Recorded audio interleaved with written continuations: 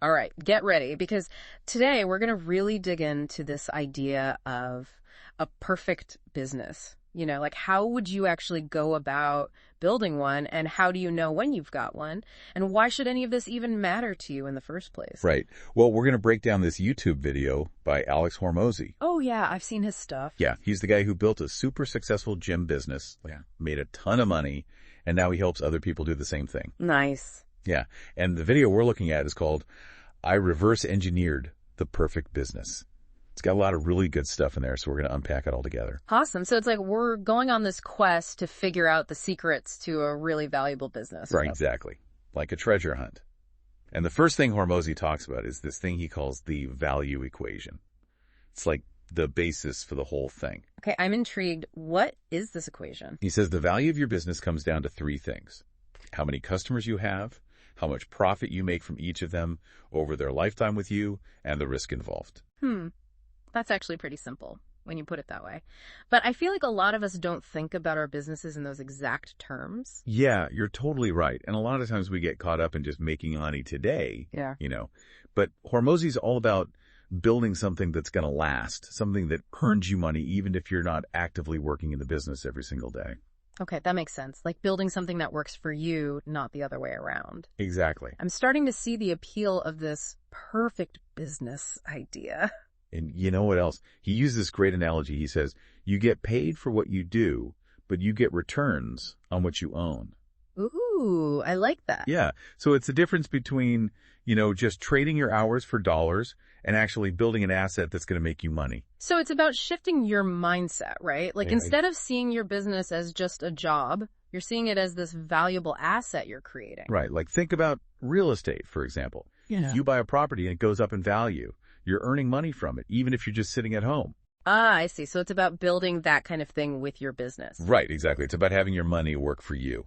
Okay, so how do we actually make this happen? How do we start building this valuable asset? Well, Hormozi lays out 10 key things you need, like building blocks, and he calls them pieces of the masterpiece, like one of those paint-by-number kits. Okay, I love a good visual. So, like, we're painting a picture of the perfect business. Exactly. But he doesn't tell you exactly how to do each one right away. He just lists them out first. Yeah. It kind of made me want to know more, to be honest. I feel that. It's like he's giving us a glimpse of the treasure map, but we got to do the work to actually find it. Yeah. But before we even get to that treasure, we got to get past the first step. And that first step, according to Hormozi, is building a team of leaders who can run the show even if you're not there. Okay, so like delegating. But is that really that important? I mean, a lot of entrepreneurs are super hands-on in their business. Yeah, true. But you got to think about mitigating risk. Like, what if you want to sell your business someday? A buyer's going to be much more interested if they know the business can run smoothly without you there all the time. So it's like proving that your business can actually function on its own. Like it's not totally dependent on you. Exactly. It's like it has a life of its own, Okay, that makes a lot of sense. So even if I'm not planning on selling right now, having a solid leadership team just makes my business more valuable overall. Totally. And think about the freedom you get from it. You're not stuck doing all the little things all the time. Mm-hmm. You can step back and focus on the big picture. You're not the bottleneck anymore, Freedom and a more valuable business. I like the sound of that. Yeah, right. And Hormozi actually shares some pretty interesting examples from his own work with other businesses. Oh, really? What kind of examples? Well, he talks about these two companies, right? Yeah. One founder brought in a friend, like a buddy of his, to be a leader, but the friend didn't really have any experience. Uh-oh. Red flag. Exactly. And then another company, they went out and hired someone with tons of experience, like someone who'd already proven they could get results. Okay, I can already guess which one did better. Yeah, not the friend. I figured as much. The company with the experienced leader, their profits just went through the roof. It really goes to show that when you're picking leaders for your team, you can't just choose your friends or people you like. It's got to be about what's best for the business. Yeah.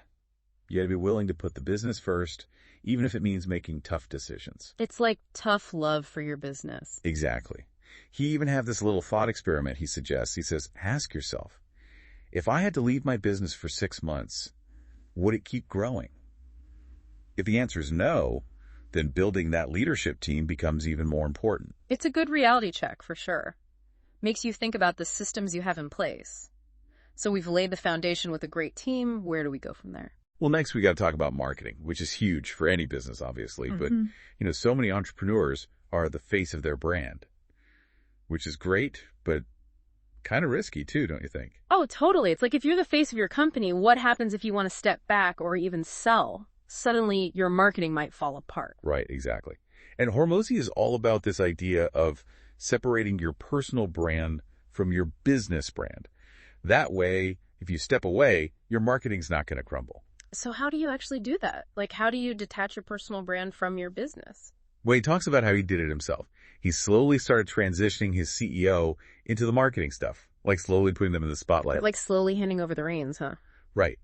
So they started by doing ads together, co-starring, and then slowly over time, like it took about a year, he stepped back more and more, and the CEO started doing the ads solo. Okay, so it's a gradual process. It is. You can't just do it overnight. It takes time and strategy. And what I find really interesting is that Hormozi keeps his personal brand completely separate from his businesses.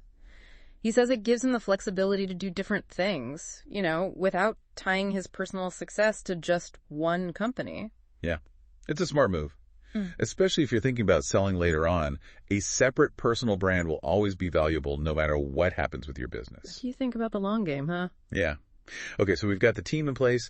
The marketing is good to go. Now what? Yeah, what's the next puzzle piece? Well, now we got to talk about what happens if you are the one who delivers the service in your business.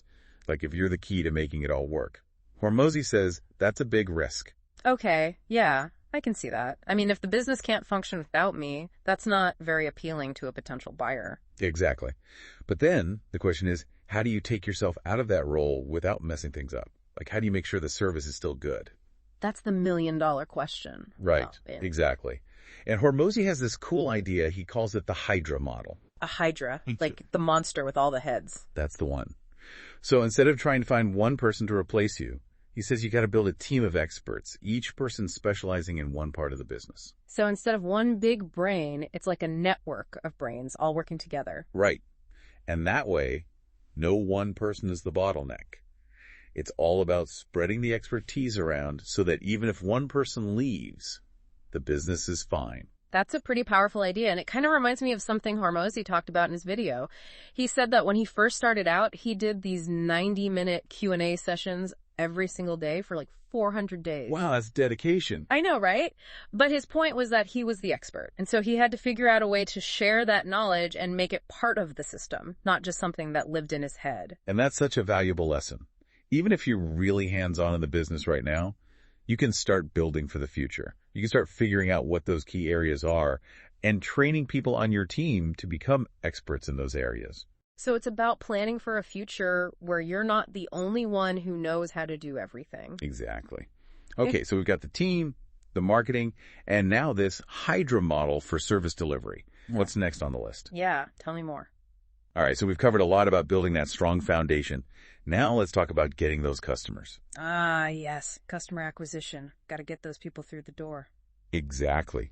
And it's kind of like fishing, right? Like if you want to catch something, you got to have more than one line in the water. I like that analogy. So you're saying we shouldn't put all our eggs in one basket when it comes to marketing. Right. Don't rely on just one thing. Got to diversify those marketing channels. Makes sense. Spread the net wide. Exactly.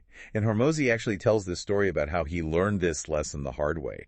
His businesses were super reliant on Facebook and Instagram ads, and then, boom, COVID hit. Oh, yeah. That was rough for a lot of businesses. I remember a lot of those online channels just weren't as effective anymore. Totally.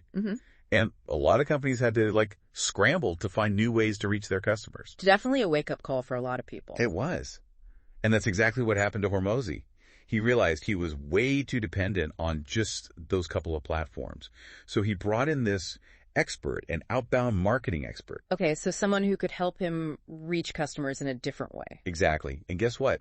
Outbound marketing ended up bringing in half of their revenue. Wow, that's huge. So it really does pay to have multiple ways to reach your customers. Oh, absolutely. But I bet you're thinking if you're just starting out, it's got to be overwhelming to try and build all these different channels at once, right? Yeah, I was just thinking that. It's like, where do you even begin? Right. So Hormozi has this great approach he calls 1-1-1. 1-1. Catchy. What's that all about? It means focus on just one offer, one target customer, marketers call that your avatar, and one channel. Stick with that until you hit $1 million in revenue. So, like, get really good at one thing before you try to do everything? Exactly. Master it first. It's like building a solid foundation before you add on extra floors. I like that. Build it strong. So then what happens after you hit that $1 million mark? Well, then you can start branching out. Start exploring other channels. But remember, gotta be patient. Building new channels takes time and experimenting, You're not going to get it perfect right away. Okay, patience is key. Got it. What else is there? What's next on this list of building blocks? Recurring revenue. That's a big one. This can make a huge difference in how valuable your business is. Okay, I've heard that term before, recurring revenue, but honestly, not totally sure what it means. Think about it this way. Would you rather climb a staircase that just keeps going up? Or would you rather walk on a flat surface? Definitely the staircase. You're making progress, right? Like you're going somewhere. Right. And that's kind of what recurring revenue does for your business. It keeps it moving upward. Instead of relying on those one-time sales, you've got this steady stream of income coming in. That's got to be nice. Predictable income, that's something I think any business owner would want. Totally. And investors love it. It gives them confidence, Makes sense. If they can see that your business is generating consistent revenue, they're going to feel better about investing. Exactly. And Hormozi, he even talks about this concept called net negative churn. Sounds kind of complicated. It does sound a little intimidating. It's actually really cool, though. It means that even if you don't get any new customers, your revenue can still go up. Wait, really? How's that even possible? Think of companies like Salesforce, right? Their customers, they tend to use more of their services over time, like as their own businesses grow. So Salesforce keeps making more money, even if they don't add a single new customer. Oh, so it's like their customers are becoming more valuable as time goes on. Right. It's brilliant. That's why investors are willing to pay a lot of money for those types of businesses. They know the growth is almost guaranteed. That's pretty amazing. So it's all about setting up a system where everyone wins, right? Exactly. Your customers win, you win, everyone's happy. Okay, now let's talk about your customers, like your actual customer base. Imagine you're a fisherman, right? And you got this giant whale on your line. Okay, got a picture in my head, big whale. And you've also got a bunch of smaller fish, like minnows. Okay, big whale, little minnows. Got it. Now think about this. What happens if that whale swims away? You're left with nothing but minnows. Right. All your eggs were in one basket, so to speak. And that's the danger of relying too much on just one big customer. So even if you get lucky and land that whale client, you still need to make sure you've got a diverse customer base. Like, don't just rely on that one big fish. Exactly. Got to have a safety net, just in case. Okay, next up we got to talk about data. You know that saying, you can't improve what you don't measure? Oh, I've definitely heard that one before. But I gotta admit, sometimes the data tracking can be a little overwhelming. I get it. All those spreadsheets and metrics and dashboards, it can be a lot. But Hormozi really emphasizes the importance of moving from that manual tracking to automated systems. He even tells this funny story. He called up his brand director, like out of the blue, to ask for some specific data points. Oh, so like a pop quiz. Pretty much. And because they had those dashboards set up, the brand director could answer him right away. Okay, that's impressive. So they were on top of their data game. Yeah, and this is what investors like to see too, right? They want to know that you're not just guessing, you're actually tracking your progress and making informed decisions. So what's the advice here? Like, where should people start if they want to get better at tracking their data? Well, first you got to figure out which metrics are most important to your business, like which numbers actually tell you how your business is doing. And then think about investing in a good CRM system, one that can automate a lot of that tracking for you. Okay, I'm seeing a theme here. It's all about setting up systems that make your life easier and make your business run more smoothly. Right. You got it. Okay, so we've got a strong team. We're diversifying our marketing. We've got recurring revenue, a solid customer base, and we're tracking our progress with data. Phew, that's a lot. It is. But hey, we're building a masterpiece here. We're almost there. That's right. Now let's talk about profitability and growth. Obviously, super important for any business, but Hormozi specifically talks about a business being high cash flow on top of being profitable. Why do you think that is? Well, I guess being profitable just means you're making more money than you're spending. But high cash flow means you have money left over even after you've reinvested in the business. Exactly. It's like having extra fuel to keep growing and expanding. Investors love to see that. It shows your business is healthy and has room to grow. Makes sense. But can't a business be valuable even if it's not growing super fast? Like, what if it's just steadily profitable? Of course. Steady and reliable is great too. But growth, it shows potential. Like, it shows investors that you're gaining market share and expanding your reach. So it's like profitability is the base, and then growth is what really gets investors excited. You got it. Now, for the last piece of this puzzle, and it might seem a little out of place, it's about having a good story. A story? Wait, I thought this was all about the numbers. It is, but investors, they're human too, right? And humans, we love stories. A good story helps investors understand your vision, your mission. It makes your business memorable and makes those numbers come to life. So it's not enough to just have the data. You have to present it in a way that connects with people. Right. You got to make them feel something. Any tips on how to create a compelling story for your business? Hormozi says it's good to connect your business to what's happening in the world, like current trends, like AI, for example, or sustainability. That shows investors that you're thinking ahead, you're innovative. Smart, stay relevant. Exactly. Oh, and he also tells this story about how with his gyms, he used to put all the profits right back into the business. Like, he didn't take any money out for himself. Wow, that's commitment. Right. But then he realized he could have been enjoying some of that success along the way. Like, it's okay to take some money off the table while you're still growing. That's a good reminder. It's all about balance. Totally. And, it all comes back to that idea of building a business that's an asset, not just a job. Okay, I think I'm starting to see the bigger picture here. Strong team, smart marketing, recurring revenue, happy customers, data-driven decisions, profitability, growth, and a killer story. That's quite the checklist. It's a lot, but we're building something amazing here. Are you ready to tackle the last couple pieces of the puzzle? Let's do it. All right, we've talked about a lot of different moving pieces. Building the right team, marketing, revenue, all that. Yeah.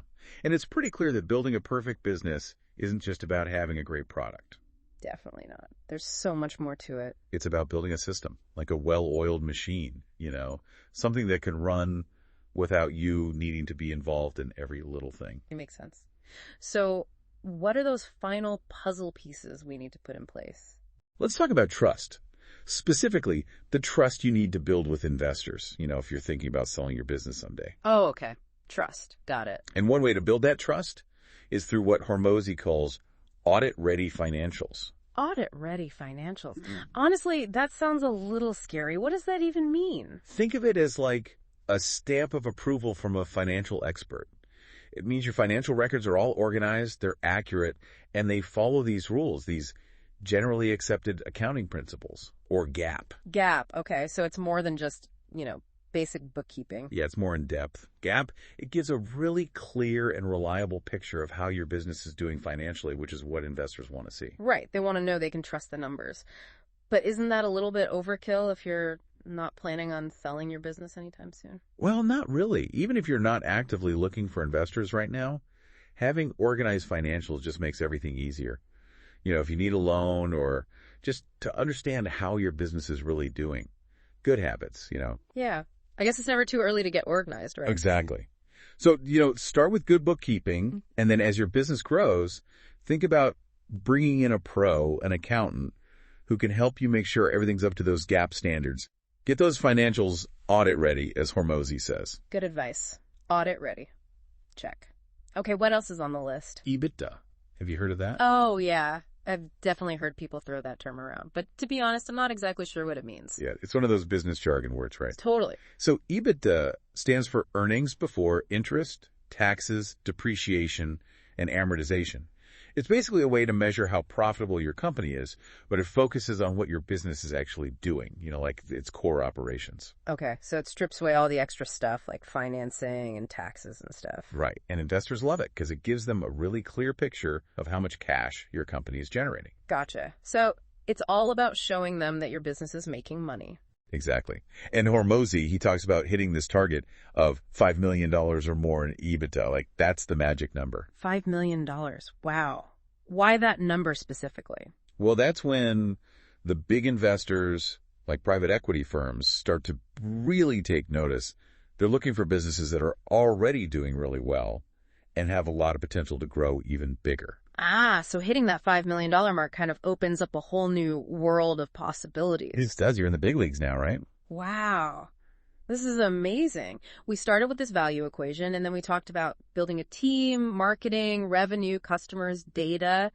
And now we're talking about audit-ready financials and $5 million in EBITDA. It's like we built a rocket ship. It's been quite a journey, hasn't it? It really has. But remember, building a perfect business isn't just about checking things off a list, right?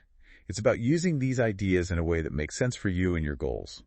So for our listeners who are just starting out on this journey, what's the most important thing for them to remember? Even if you're not planning on selling your business anytime soon, just using some of these ideas can make a huge difference. You can have more freedom, more money, and a bigger impact. It's about building something that can thrive, whether you're there or not. It's about building a legacy, not just a job. That's a powerful idea. It is. So here's my challenge to everyone listening. Think about the one thing from this whole deep dive that really stood out to you. And then this week, do something. Take one small step to make it happen in your business. That's a great challenge. It doesn't have to be some huge, crazy thing, just one step in the right direction. Remember, building a masterpiece, it takes time. It does, but it's worth it. It is. Thanks for joining me on this deep dive. Until next time, happy building, everyone.